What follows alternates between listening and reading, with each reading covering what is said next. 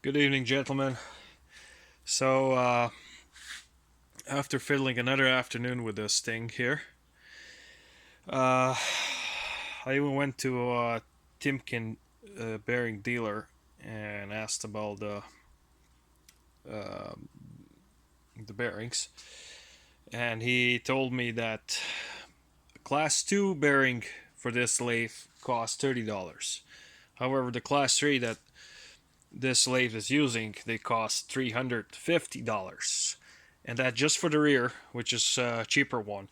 The front one costs over $650 Canadian. That costs to, well, that still comes to about 550 US or maybe a little less, but who cares, right?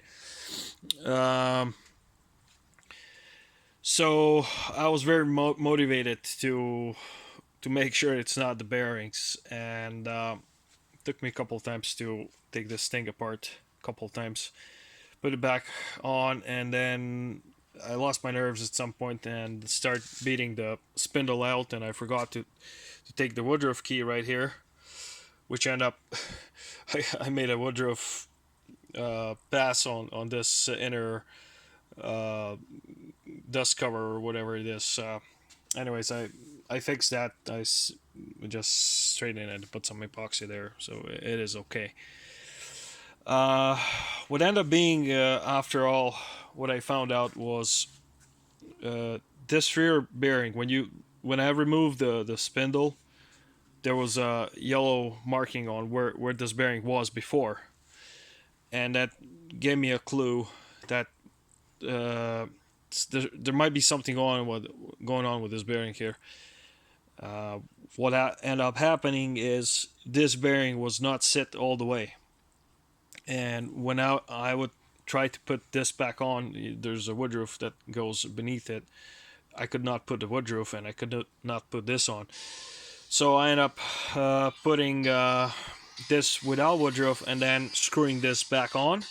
And now there's no slack, there's nothing. It still takes time to play with this preload here.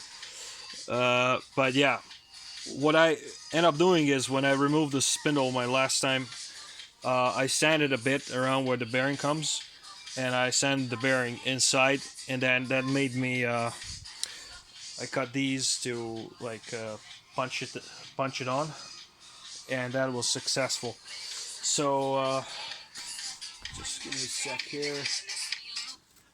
So at this point, this is. Oh, and another thing I missed was the back gear lever beneath here was too much there, so I had to release the two screws and have the axle moved a little bit there, and then tighten it. And also I found that there was like little burrs on the edge here, so I guess previous owner somehow made this run against the back gear lever here, so that probably damaged it. So I filed that down, and so I put the micrometer or whatever you call these guys here, and right now it's in a back gear. Gonna put this to neutral there, and let's see.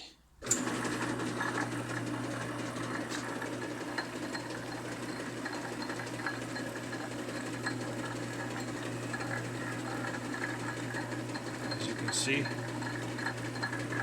drives nice and smooth. And then disengage your back gear, and I'm gonna put this back on here. Hang on. All right. So here's the marking.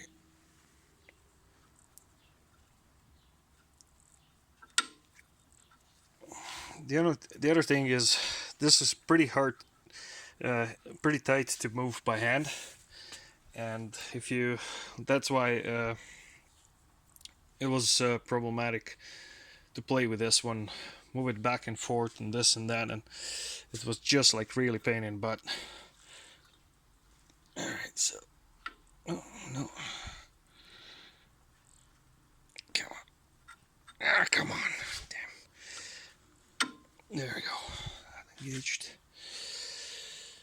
So this is out, and here.